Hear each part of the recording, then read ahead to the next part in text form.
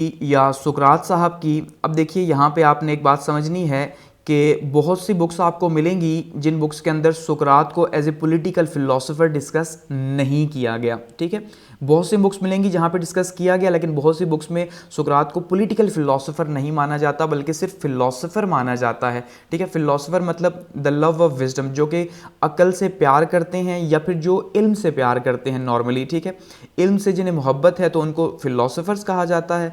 तो फिलोसोफर्स वो थे जिन्होंने अपने ज़माने को नई चीज़ें दी, नई सोच दी, ठीक है, नई अकल दी, नई डिबेट्स दी। सबसे इंपॉर्टेंट ऐसा नहीं कि अगर सोक्रेटिस ने एक बात जो है अपने टाइम के अंदर एक्सप्लेन कर दी तो वो वहीं पे जो है स्टार्ट होगी, बल्कि उसने एक बहस जो है वो स्टार्ट कर दी कि वो बहस जो है आगे जाके उस पर कुछ ना कुछ जो है वो काम हुआ। तो इसका मतलब ये अपने ज़माने के अक्लमंद या ज़हीन तरीन लोगों में से थे। तो उसमें सोक्रेटिस जो है इसको नॉर्मली कहा जाता है जी फादर ऑफ वेस्टर्न फिलोसफी, यानी कि ये अबू जी थे वेस्टर्न फिलोसफी के। ठीक है, इनको बाप माना जाता है वेस्टर्न फिलोसफी का, क्योंकि इतना लाइक बंदा था। और ये क्या कहा करता था जी, one thing only I know that is I know nothing, कि मैं एक ही बात जानता हूँ कि मैं कुछ नहीं जानता। अब आप महसूस कीजिए कितनी गहरी बात है ये, कि मैं एक ही बात जानता हूँ कि मैं कुछ नहीं जानता। तो इसका मतलब जब एक बंदा खुद ये कह रहा है कि मैं कुछ नहीं जानता, तो हम उसके नॉलेज का कैसे अंदाज़ा लगाएंगे कि उसकी नॉलेज की कितनी डेप्थ है और वो कितना कुछ जानता है। ऐसा ही है ना। तो इसलिए ये कहा करता था कि भाई मैं कुछ नहीं जानता, तो मैं यही बात जानता हूँ। अपने इल्म को ऐसा नहीं कि कभी कहा हो कि मैं बहुत ज़्यादा पढ़ा लिखा हूँ, बहुत जानने वाला हूँ, ऐसा कुछ भी नहीं था। स्टोन कटर था, यानी कि पत्थर तराश जो होते हैं, उस ज़माने में ये एक बहुत बड़ा हुनर था कि जो स्टोन्स थे उनको काट के जो है मुजस्मे बनाए जाते थे बड़े बड़े। तो ये भी एक स्टोन कटर था और अच्छी खासी हेल्दी बॉडी रखता था, क्योंकि नॉर्मली हम ये मानते हैं कि फ़िलासफ़र्स बड़े कमज़ोर लोग होते हैं, तो ऐसा हरगिज़ नहीं। जंगों में भी शिरकत किया करता था। और सुकरात के जो वालिद साहब थे वो भी स्टोन कटर थे, क्योंकि उस ज़माने का फेमस काम ही ये था। ठीक है, और जो माँ थी वो मिडवाइफ या दाइया थी। ठीक है, अब दाइया मतलब बच्चे को जो जन्म देती हैं। तो सुकरात हमेशा ये कहा करता कि भाई मैं खुद से कुछ भी नहीं कहता, बल्कि मैं क्या करता हूँ कि मैं दूसरों के नए ख़यालात को जन्म देता हूँ।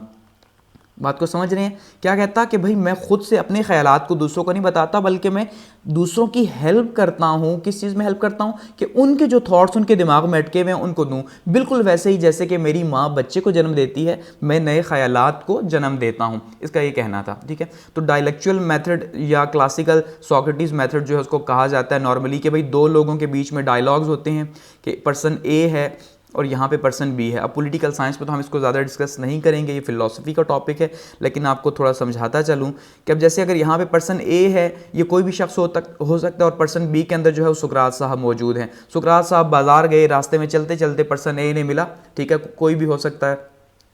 तो उससे पूछा भाई बताओ नेकी क्या है। ठीक है, उसने आगे से आंसर किया कि भाई नेकी जो है वो नेक काम करना है। तो अब आंसर आया तो उस आंसर को दोबारा से सुकरात ने पलटा, अच्छा नेक काम क्या है, नेकी क्या है, नेक काम करना, तो नेक काम क्या है। ये डिबेट चलती रहेगी, आखिर में जो आंसर आएगा, ठीक है, इनिशियल आंसर जो एंड का होगा, तो उसको हम वो क्या कहेंगे, एंड का आंसर उसको ये कहेगा कि भाई ये जो है एक्चुअली में ये इसका आंसर है। और ये कहाँ से आया, ये डायलेक्चुअल मेथड से आया, ये पूरी पूरी डिबेट से आया। तो बिल्कुल नए थॉट्स जो है वो पैदा किए सोक्रेटिस ने या सुकरात ने, ये इसका मानना था। अच्छा, सोफिस्ट से बहुत ज़्यादा मुतासिर था। अब सोफिस्ट जो नहीं जानते, सोफिस्ट आप कह लें, इन्हें फ्री थिंकर कह लें या टीचर कह लें उस ज़माने के। ठीक है, ये वो थे जो पैसे लेके पढ़ाया करते थे अमीर लोगों को, क्योंकि उस टाइम पे फ़िलासफ़ी या जो नॉलेज था वो अमीर लोग ही लिया करते थे, गरीब जो हैं वो नॉलेज नहीं ले सकते थे उस ज़माने में। ठीक है, तो अमीर लोग लिया करते थे, तो ये सोफिस्ट को हायर किया करते। दूसरा, सोफिस्ट वो लोग थे जिन्होंने एक नई सोच जो है वो उस ज़माने को दे दी थी। ये फ्री थिंकर थे, ये जगह जगह जाते, तकरीरें करते, स्पीचेस देते, लोगों को बोलना इन्होंने सिखाया, इन्होंने यानी लोगों को शऊर दिया, इनलाइट किया सोफिस्ट ने। ठीक है, ये कुछ ही अरसा रहे, उसके बाद गायब हो गए, लेकिन इनसे बहुत ज़्यादा मुतासिर था। ठीक है जी। और नॉलेज जो है इसको बहुत ज़्यादा अहमियत देता है सोक्रेटिस, कि भाई इल्म जो है ये बहुत ज़्यादा अहम चीज़ है, और इल्म को ही जो है इसी वजह से ये कहता है कि नॉलेज इज़ वर्च्यू। ठीक है, यहाँ पे सोक्रेटिस क्या कहता है जी, कि नॉलेज इज़ वर्च्यू, कि इल्म जो है वो नेकी है। कि नेकी क्या चीज़ है, इल्म। नेकी क्यों इल्म है, क्योंकि जब हम इल्म हासिल करेंगे तो एक्चुअली में तब हमें पता चलेगा कि नेकी क्या है, बुराई क्या है। तो इसका मतलब इल्म हासिल करना इट्सेल्फ जो है वो एक नेकी का काम है। ठीक है, तो ये इसके थॉट्स से।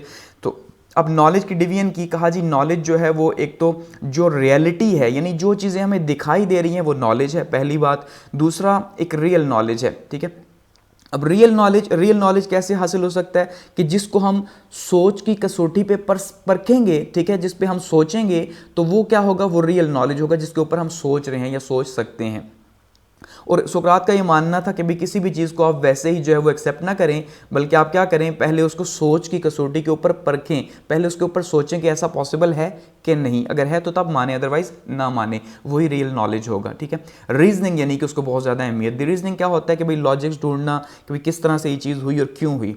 और दूसरा अनरियल नॉलेज है। अनरियल नॉलेज कौन सा है, जो सिर्फ थ्योरीज हैं, ठीक है, थ्योरीज या थॉट्स हैं, क्योंकि उनको प्रूव नहीं किया गया। तो सोक्रेटिस इसका मतलब क्या है, थ्योरेटिकल शख्स नहीं था, बल्कि ये कौन था, प्रैक्टिकल शख्स था कि ये जो नॉलेज इसके पास था उसको ये रीजनिंग की कसौटी में परखता था। ठीक है, और इसके अलावा जिसके ऊपर फिर इल्ज़ाम क्या लगा, अब ये बाज़ारों में जाता, बाज़ार में जाके वहाँ पे बहस शुरू कर देता, नंगे पाँव घूमता और जाके जो है ना वहाँ सवाल करता, नेकी क्या है, बहादुरी क्या है, इस तरह के मुख्तलिफ़ किस्म के जो है वो क्वेश्चंस करता और उन क्वेश्चंस के आंसर लेने की कोशिश करता। और इसके ऊपर इल्ज़ाम लगा कि भाई ये जो यूथ है, नौजवान हैं, उनको भटका रहा है, क्योंकि थॉट्स आपको पता है सबसे वाइब्रेंट थॉट्स नौजवानों के होते हैं। तो नौजवानों के होते हैं तो उसका मतलब नौजवान ही जो है वो नए थॉट्स के शिकार होते हैं। तो उन्होंने इल्ज़ाम लगाया कि भाई ये जो है नौजवानों को ख़राब कर रहा है, तो इसका मतलब जो है इसको अब जो है वो फांसी दी जाए, ये तो गलत है, हमारे देवताओं को नहीं मानता। और आप जानते हैं कि बहुत सी बुक्स के अंदर आपको ये देखने को मिलेगा, आप वहाँ पर पढ़ेंगे कि सोक्रेटिस शायद जो है वो एक नबी था। ठीक है, ये मैं नहीं कह रहा, आप मुझ पर तनकीद ना स्टार्ट कर दें, बल्कि बहुत सी जगहों पे आपको मिलेगा, इवन बहुत से आपको मौलाना हज़रात भी ये कहते हुए मिलेंगे कि शायद जो है, कंडीशन ज़रूर डालते हैं कि शायद सुकरात नबी था, क्योंकि उसको जो तालीमात थी, जो प्रीचिंग्स थी, वो सीधी थी, सही रास्ते वाली थी। वो खुदा को मानने की तरगीब देता था कि वो जो उस टाइम के ग्रीक गॉड्स थे, ठीक है, उनको जो है उनकी नफ़ी करता था, इसी वजह से इसको सज़ा दी गई।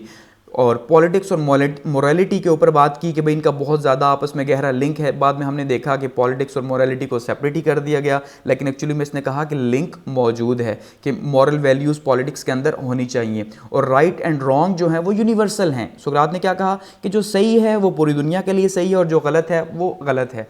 तो उसके बाद फिर इसको कोर्ट में पेश किया गया कि भाई आप जो है वो नौजवानों को ख़राब करते हैं। तो इन्होंने कहा जी अच्छा, अगर मैं, आप ये समझते हैं कि जो इनको सोच दे रहा हूँ या जो बातें मैं करता हूँ अगर वो गलत हैं, तो हाँ मैं मानता हूँ कि मैं इनको ख़राब करता हूँ। तो उस ज़माने में दो सज़ाएँ हुआ करती थी, या तो जो है वो इलाका बदर कर दिया जाता था, ठीक है, या फिर जो है वो जहर का प्याला पीना पड़ता था। तो सुकरात ने कहा जी मैं जहर का प्याला पीने को जो है वो तरजीह दूंगा, क्योंकि मैं ये नहीं चाहता कि मेरे मरने के बाद लोग कहें कि मेरा इल्म या मेरी बातें झूठी थी। तो इस तरह सुकरात ने जहर का प्याला पिया और सच्चाई और नेकी के लिए जो है वो यानी अपनी जान दे दी। तो सच्चाई और नेकी जो है इसके ऊपर हम कह सकते हैं कि सुकरात की फ़िलॉसफी जो है वो डिपेंड करती थी। आगे बढ़ते हैं।